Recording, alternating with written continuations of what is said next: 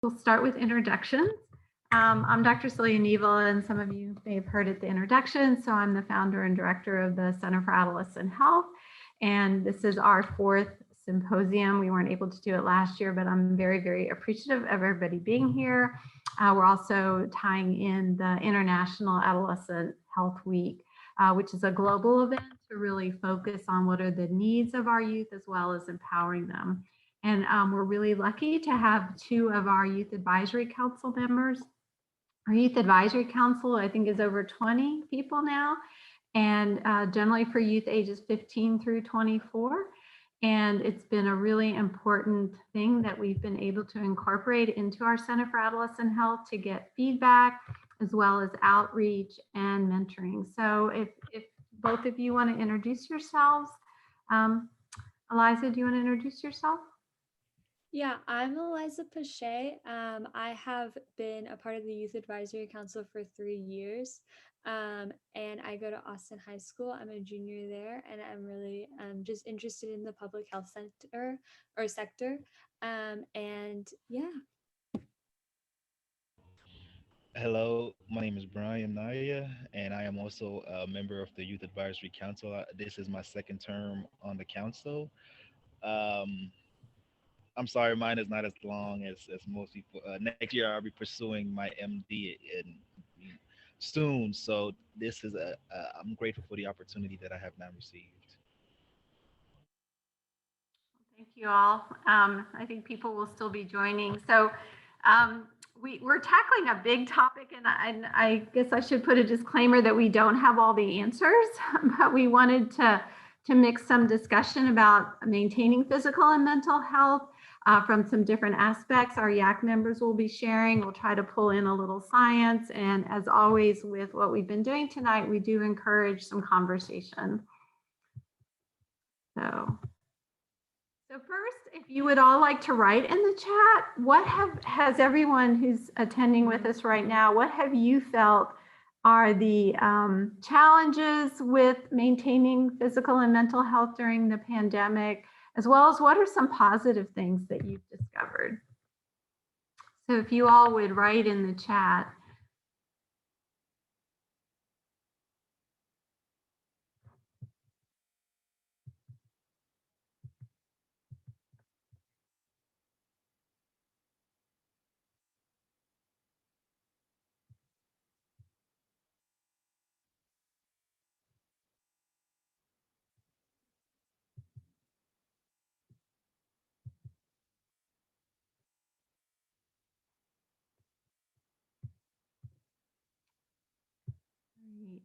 Some good points here. Feeling more isolated, nervous about going in to actually get health care, loss of routine. Yeah, what are we actually feeling right now?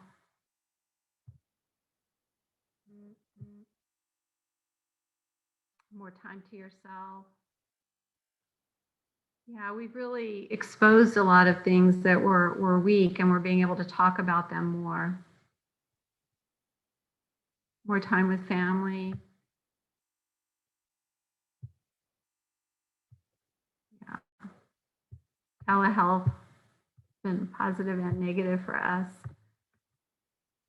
International contacts, so we have broader interface, and that's certainly been true for the International Adolescent Health Week, connecting with youth and youth advocates all over the world, which has been really uplifting considering everything else that's going on.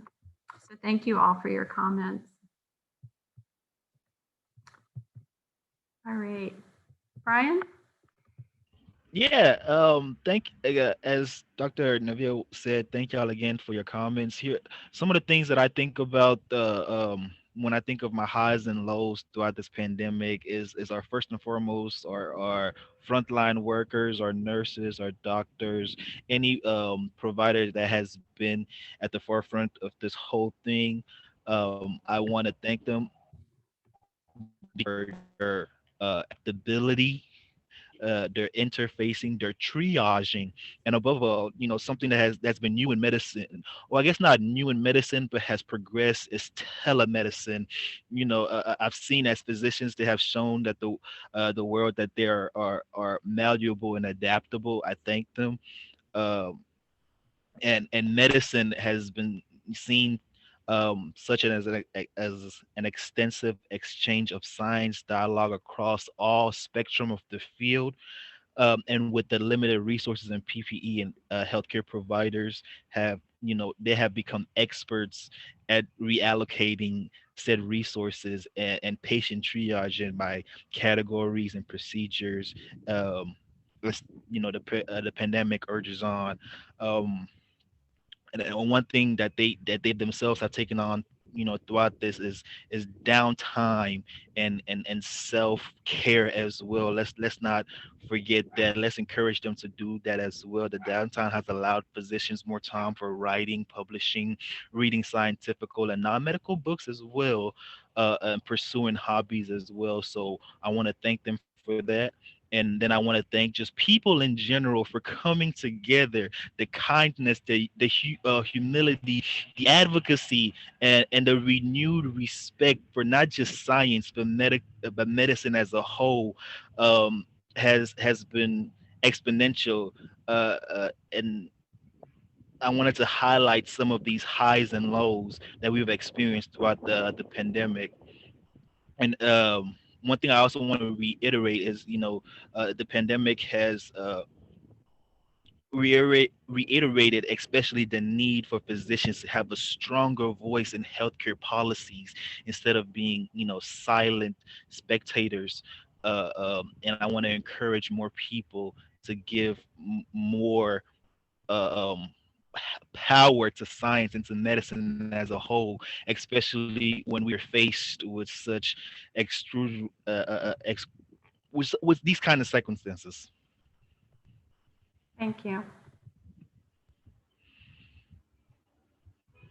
Um, so we picked some different topics that we wanted to review as part of this, and it really echoes a lot about what is going on globally with the International Adolescent Health Week. But nutrition has been an important topic. Some of us were talking earlier whether people were bored and maybe eating more, and then other people were getting really stressed and maybe eating less. And the topic of nutrition has been very challenging for healthcare workers as well, and figuring out the language that we want to use with our patients and with adolescents and young adults, in looking at what's going to help promote health with them and wellness with them when talking about nutrition. And that's been highlighted a lot by a lot of the different crises that we've been facing. And I'm still evolving with this. I'm open to feedback from youth as well as participants, but nutrition has become such a stressful topic for so much of us, and that trying to learn how to re-enjoy our food, to enjoy just a lot of the nutrient and non-nutrient benefits of eating has become so disjointed in our current American culture. So I feel like trying to make peace with our nutrition and enjoy it is almost an act of defiance when we have so many messages bombarding us at all times. And so, so I've been inspired by some of the work of Michael Pollan, and I don't know if others of you have as well. And some of this comes from him, and then I've adapted a little bit. One of our social workers did a very nice talk earlier today for our clinic on mindful eating and slow eating. But when we think about nutrition, especially in this time of the pandemic when there's so much going on, is to start trying to simplify it a little bit. So what are foods that our great grandmothers, great grandfathers would recognize as food? And for those of us that are able to go out to the supermarket, can we have some curiosity about what we say is on the outside of the supermarket? I think we're always drawn to enticing packages, but a lot of the food that's going to be more nourishing for us is going to be on that perimeter where the fruits and vegetables are, where the milk and the eggs are. and to really think with yourself as you're going through all of this, how can we use nutrition in a way to nourish ourselves and take care of ourselves in a positive way. And it's not really just about what we eat, but how do we eat it? Are we slowing down to eat? Are we taking some breaths while we're eating and pausing a little bit and appreciating the not just the taste, but the smell or the texture, other things. And so can we find a way that we can really focus on enjoyment of nutrition, enjoying our meals, and trying to share them more if we're in a situation where we can. And a question that I've been pondering, because we all are feeling stress with the pandemic and many things that are going on, but what does our culture and society do that is making nutrition so stressful for us? The human species has survived for a very long time on a very wide range of food. But somehow in our American and Western way of eating, we've made it more stressful and more unhealthy by everything that's going on around us. And I'm really starting to think a lot more about who benefits from creating this stress and trying to manage our food and what we're eating. So I'm curious too what people's thoughts are about that. I think as the pandemic has unveiled a lot more things about economic and social and racial injustices, how does our society's attitude towards food feed into that? And how are there ways to try to break through that a little bit during this time? There are also a lot of myths about food, again, that are often perpetuated in the culture that we live in. And I feel that this pandemic is a really good time to give some thought to that. And again, I do think it gets political about what systems are trying to dictate to us to eat or make available to us. And I think in the United States, we're very fixated on, and these do come from Michael Pollan, that food is somehow only a delivery vehicle for nutrients. And that takes away a lot of that pleasure and joy in food. And we really don't even understand all the things that's in the food we eat. And so our food cannot be replaced by isolating the specific nutrients. And I think doctors can get caught up in that as well. It's also a myth that we need experts to tell us how to eat. And I think that's very difficult in our culture. We're always looking for this answer. And it's very hard for us to listen to our own bodies about how we might want to regulate what we're taking in, what we find of value. And again, that the only way that we should only eat to promote our bodily health. And again, this is a very American sort of idea. Plenty of other cultures eat lots of things that the experts here might consider, problematic, but they're healthier than we are. So food can be part of pleasure, can build social community. Even some of us that have shared meals through Zoom. Passovers come up and we've done that or done a solstice virtually. It binds you with a community. It can give you identity, and just having that ritual of it can be very, very helpful, especially under times of stress, to associate some sense of ritual and a community and identification with the food. Also, this idea that there's evil foods and good foods, and it keeps changing. So we now know that we've been completely wrong about only blaming fat because the sugar industry wanted people to eat more sugar. So these are some things for us to think about as we're trying to nourish ourselves and be healthy during the pandemic. I just want to do a quick science thing, and then I know we need to move on. There's been a lot of discussion within science. This is just an example about this nutrient or that nutrient. The most recent data does not show zinc and vitamin C helping outcome for COVID infection. However, vitamin D, which is something a lot of us don't get enough of, does seem like that's something reasonable for us to recommend to our patients. A lot of them aren't getting outside drinking milk. The amounts vary a little bit, but that has some science behind it. All right, we're also going to talk about exercise and movement. Brian? All right, so exercise. So during the COVID-19 pandemic, it is even more important for all people to be physically active, even if it's only a short break from sitting at your desk and doing some walking to stretching, doing something as simple as this during the pandemic could relieve a lot of things like ease muscle strain, relieve mental tension, improve blood circulation throughout the body, improve muscle activity from uh, um, just sitting to getting up gets the blood flowing. It creates some kind of routine to your day in and out in these unprecedented times. Um, it is important to note that physical activity and exercise not only maintain the physical but also the psychological health, but also help our bodies to respond to the negative consequences of numerous of several other things that might be also happening with the body as well. Um,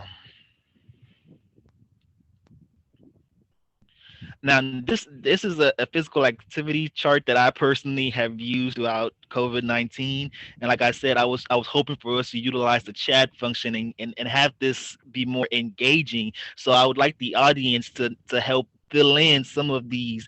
I gave you the type of exercises in which not just me, just a regular any old Joe off the street could be doing, and I just wanted to gauge the audience. What's the frequency or the duration or some of the places you can just get up a couple minutes a day, stretch, use common household appliances, do some endurance training, strength, high intensity workout. There's vigorous amounts of physical activity that you can do.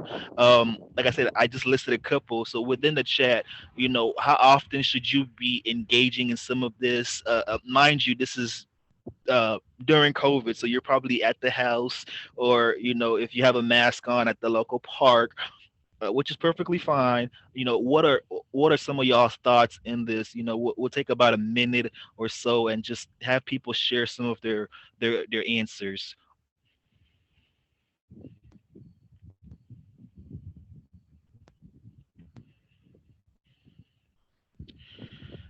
They say physical activity enhances immune functions and reduces inflammation. Therefore, it could, reduce the severity of infections. Maybe.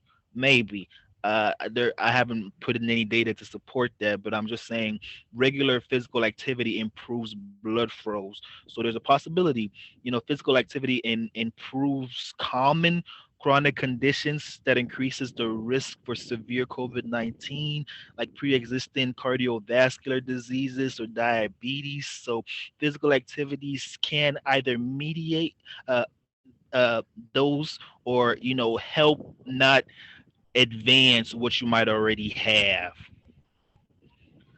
Physical activity is also a great stress management tool by reducing symptoms of anxiety and depression, as well as help bring let's use something common: cholesterol levels in balance, stress and distress create an imbalance of negative influences that might affect the immune function and inflammatory function of the body as well.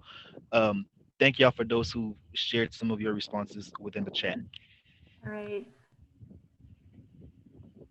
Great. And Eliza, you had some really good points to make about relationships during the pandemic. Okay.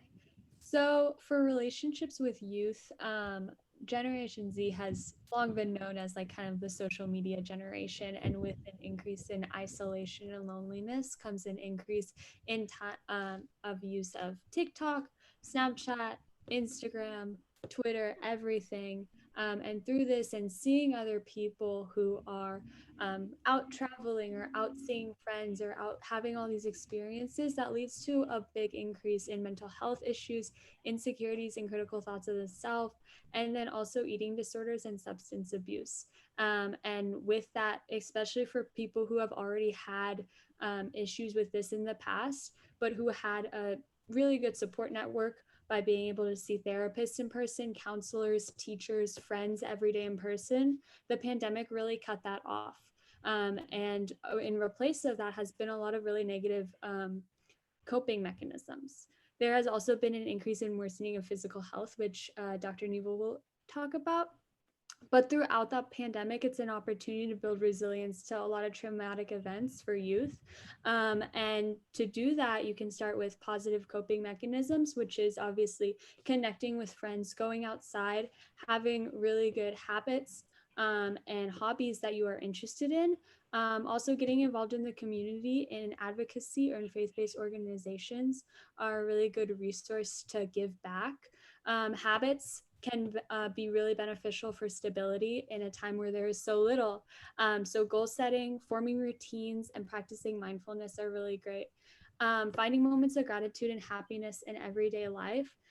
Every day is not going to be the best day, but finding moments that make you smile will be beneficial for optimism and keeping being happy throughout the time. And then having a supportive and committed adult figure. A lot of students and youth, like I said, have been cut off from adult figures, and maybe guardians at home are not there all the time. They may be struggling with their own issues. They may be working. And as a health worker or as a teacher, as a parent, being that for a youth is really, really important. And then the epidemic has also had a long lasting detriment to interpersonal relationships. I'm a camp counselor and for this summer, and we usually work on more advanced leadership skills to teach the kids. But this year, we're just kind of talking about, can you have a conversation with someone? Can you express your emotions? So realizing that once this pandemic is over, it's not going to go back to where we once were, and there's a lot of catching up to do. And as a health worker and as a teacher or a parent, having empathy, expecting conflict, and celebrating each other even for the small things is really important to better help and understand youth. And then again, Generation Z is the technology generation. So access to technological resources can actually be a really amazing opportunity to stay connected and help with that mental well-being. So Headspace and Calm and Forest are some really good meditation and focus apps. Share the Meal by the World Food Program is a great way to give resources back to your community. Nike Run Club is something that I have used for getting outside and forming those habits. Plant Nanny is something for hydration. And then platforms like backyard.co and also Jackbox, my friends and I have used to stay connected amid physical distance. And then also because of the pandemic, Gen Z has kind of been pushed into this adult sphere where before we could just stay back and let the adults take care of everything. But in light of the Black Lives Matter protests, the insurrection, and then also the get out the vote at the last election, Gen Z has really been pushed into this new world. Yet a lot of us cannot vote. A lot of us do not have a constant inflow of income. Without jobs, a lot of us still live with our parents. So having that lack or having that powerlessness brings up a lot of negative emotions. We also do not know what's going on with our future, from college to life after college to even if we don't go to college, we don't know what's going on. I am right now an AP student. I am a junior applying to colleges. I'm taking the SAT, and it feels like every day College Board is putting new information out, and I have to keep working around that. So that is a really big difficulty as well. But another resource is the mental health centers in schools. So mental health counselors, my school, I didn't know I had a mental health counselor at my school until a month or two ago. Also, Communities in Schools is another amazing resource.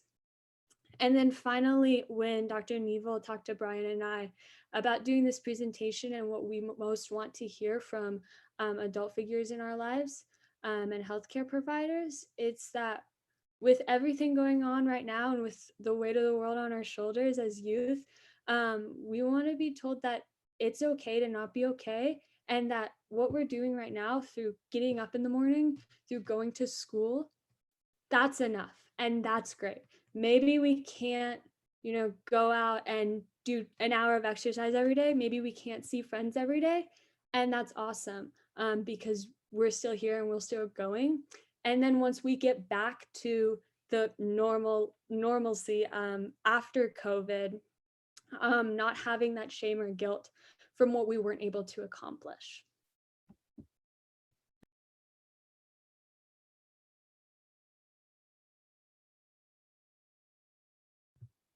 Thank you. I was muted. And this all ties together. We've really been talking about mental health in so many different ways. And we all know that these are things, this is actually from the CDC about what stress can feel like in our bodies. So we use the word somatic, but there's so many things that can go on with our health when we're feeling stress, and things that we were already dealing with if we had a chronic illness or we already had some sort of disability that can get worse during this time. And then just a lot of things going on with our bodies. But I do want to point out is that it's all overlapping. So there may be things that stress is causing, but we need to be aware that not everything we're experiencing is always caused by stress. We are talking about mental health, so I did want to make sure we're going to make these available. But when our patients see us, and for you, those of you that are clinicians, I know that therapists are aware of this, but we want to make sure that our patients have information they can walk out with in case there is a crisis. They may or may not need to use it, but just having that information available can give them some security. The one before was about local crisis organizations, as well as there's a suicide hotline you can check. You can text, but I also want to point out there are a lot of resources for our LGBTQ youth, and they already have a higher chance of experiencing some problems with depression, anxiety. I know it was in the session earlier where we were talking about what's going on in the legislature, and there's some nasty things that are going on as well for some of our transgender friends. But having youth have some information to access when they are feeling in crisis or they do need to talk to someone, or also realizing that a lot of people are experiencing a hard time can be useful for them. But what I was saying earlier as well is that our bodies can be giving us all these feelings, and sometimes we may be attributing things to stress, but actually there may be some very real things going on with our body as well. So we have seen that where people have avoided seeking health care or attributed things to stress that really were medical. So it is safe to go into clinics. And I think that adolescents, young adults do need to hear that. And fortunately, we're starting to open up a little more as things are getting a little bit safer. Hopefully that's true with the vaccine, but those routine visits are still really needed. You need your regular vaccines. You need to be screened for any infections. We see a lot of iron deficiency, anemia, and those are things that we can treat, but things that could make you feel bad as well. So we don't want to forget that interchange, and try to stay connected with the primary care provider. And I think for those of us that are seeing patients, we also know to be extra aware of some of the challenges. So it's not just how your body's feeling, but we do want to check in with your other feelings.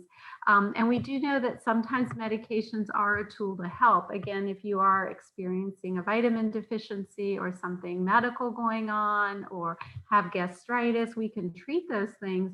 But we also know that sometimes there are needs for medication with mental health as well. So it's really important to realize that there is help and support. And even if it feels that there can be barriers getting in, connecting with the healthcare system is important. We wanted to talk a little bit about sleep and then open up for some questions and discussions. A lot of repetition in what we've been talking about is how important structure is and how that's so much what we lose with the pandemic. And it's very difficult to just get started with having structure. A lot of these things, this is what we actually hand out to our patients when they see us and they tell us that they've been having trouble with sleep. And these are things that are actually that there's some research and evidence that these things can be helpful when trying to get to sleep. So really preparing that ritual at bedtime, doing things that are calming, and making sure your bedroom's dark if you can, quiet, trying to put those devices away. Weighted blankets have gotten really popular right now. There are some over-the-counter things that you can try, and they may be helpful for you, like melatonin or Benadryl. And it's very difficult to set your clock back. So we want to encourage youth, even if they're having trouble getting asleep, that they need to really keep waking up at the same time in the morning, kind of get that sun on their face so they can get back to their own rhythm. And if these things aren't working, it is important to see your provider to be able to talk more about what might be going on with your sleep and see how we can help that. All right, so the theme was resiliency for this. Oops, let me go back for this. There was some pictures from around the world. So again, I really encourage everyone to look at that International Adolescent Health website. There's some wonderful scenes from around the world of how other youth are dealing with their mental and physical stresses around the world and things that they have found really helpful.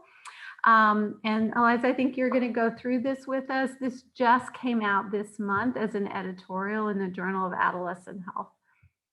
Yeah, so I think just wrapping up, youth have been really pushed into this, not really knowing what to do on top of everyone else already not knowing what to do. So just to be more heard, recognized, and supported by our future peers of the older generations, focusing, oh my gosh, it just stopped. My screen just went black.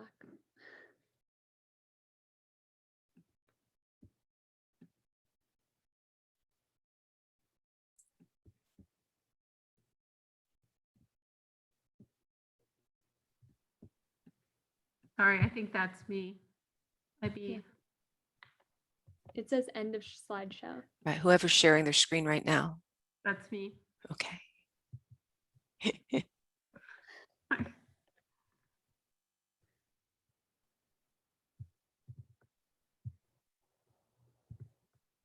There we go. Did it come back? Yes. There. Okay.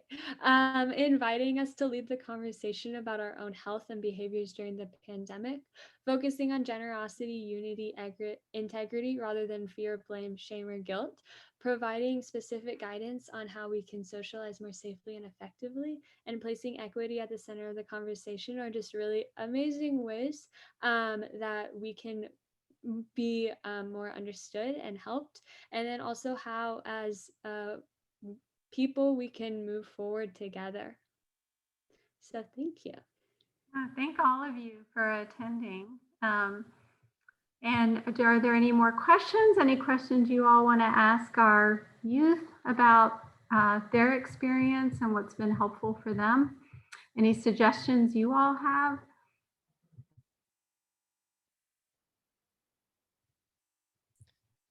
There was one question in the chat about ways that are there any groups, have anybody been able to implement any virtual programs or ways to create exercise or community for youth during the pandemic?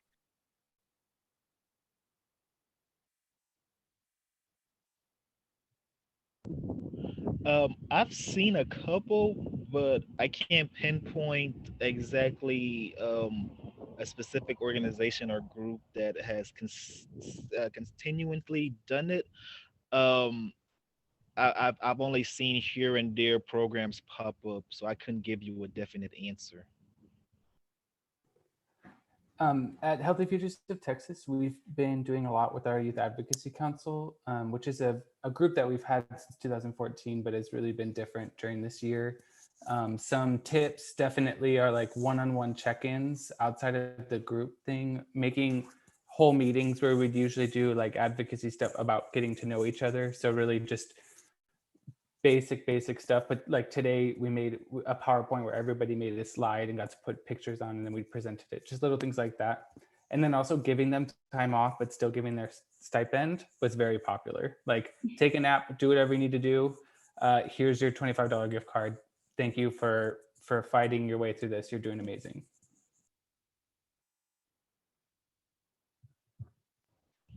Thank you so much. To be honest with you, y'all don't understand how much that small incentive actually means to adolescents who are matriculating into adulthood. And I speak out of experience, regardless of how extenuating my vocabulary may be. I am within that bracket, and just facing this pandemic and knowing that my job is not, yeah, it was a hassle. So on behalf of those that y'all gave a break and still managed to compensate them, I thank you. It's not something that we receive every day, for, especially from employers or anybody in which we work for or with. And then there's another question that says, what type of resources / education / anticipatory guidance could we as healthcare providers focus on in order to facilitate a successful transition to college / post high school life? And I think that's a really great question because my friend a few days ago, she was like, hey, do we even need to take the SAT? Like, I don't know what that really is. So I think it's just really important to give kids the chance to just like know their options, giving them resources, including like me, like there's so much that I don't know, knowing what you can do for college, knowing if you're going to go to community college, if you're going to go to four-year university, if you don't want to go to college, and just being able to have access to people who like counselors, college advisors, giving them those chances to kind of just know what's going on, because there's so much we don't know and so much misinformation as well. And a good resource that I've personally used, because I've worked with both College Forward and I've testified at the Capitol on behalf of Greg Abbott's 60 by 30 initiative, is to reiterate that college is not for everybody, if especially if you cannot afford it. And not only that, but employers in any job doesn't particularly look at the university in which you attended. So if you're going to look at a university, focus on their program and their cost, because a degree is the same at whatever university you go to. It's just, can you afford to even, go to that university? That is one thing that I personally believe young adults are not focusing on. They're more concerned about the prestigeness of the university, which in 10 plays on their mental health, or is my grade high enough? How will I look? What did I do? If they themselves are able to remove themselves from that mind frame and specifically focus on, does this school offer the program in which I am passionate about? And then is this something that, if filling out FAFSA, the EFC, the essential family contribution, is that something that my family and myself can come together in gathering that would allow me to attend said university. So it removes a lot of tension off their mentality, and have them focused on the requirements needed to even get into the school or into the program in itself, rather than focusing about Greek life or the prestiges of the university or this extra stuff that universities try to glamour with. I'd like to add a little bit about the college issue that Brian was just talking about. This is Luann Verrier. I work in Dr. Neville's department at People's Community Clinic. And I actually do spend quite a bit of time with my sophomores and juniors, and of course, any seniors who are applying to college talking to them, or if they're thinking about college for sure, or not thinking about college, making sure that they understand that they do not necessarily have to know exactly what they want to study before they apply to a school.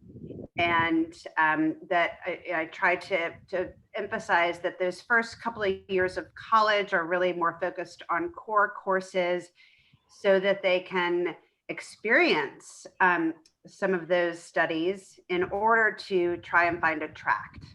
And I went to a liberal arts school, and I didn't get my graduate education until I was almost 30 years old. So I think it's really important for us to all remember that college should be an experience. There shouldn't be a huge amount of stress focused on, I shouldn't go because I don't know what I want to study.